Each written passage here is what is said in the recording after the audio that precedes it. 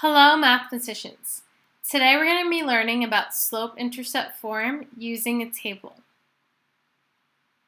So here we have an equation in slope-intercept form, and it's y equals 2/3 x plus 1. So here in our equation, the x and the y represent coordinates on this line that make this line true.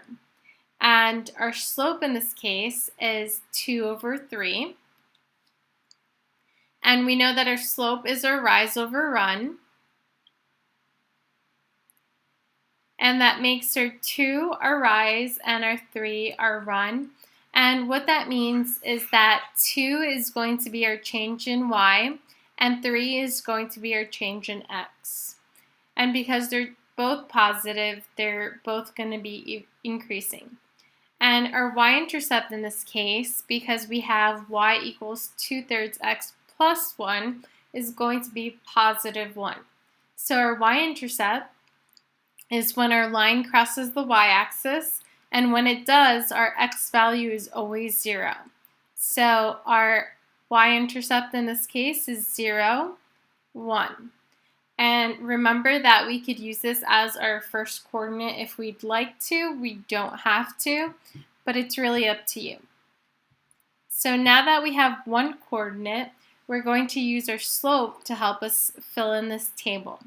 So as we mentioned earlier, our 2, because it's our rise, it represents our change in y. And because it's positive, our y is going to be increasing by 2. And our 3 represents our change in x, which is our run. And because it's positive, that means that our x values are also going to be increasing, but they're going to be increasing by 3. So we'll continue this pattern on for the rest of the table. Our x values are increasing by 3.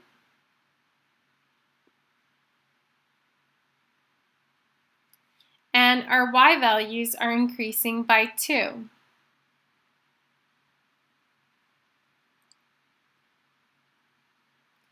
And now we have our table. And if you want any coordinate before our y-intercept, all we would have to do is work our way backwards. So if we go down the table, our x is increasing by 3. So if we want to know the coordinate before, we'd have to subtract by 3. So it would be -3. And for our y values, as we go down the table, it's increasing by 2. So if we wanted to find the coordinate that comes before, we're going to have to take away 2. So we're going to take away 2 from 1, and we're going to have -1. And that's it.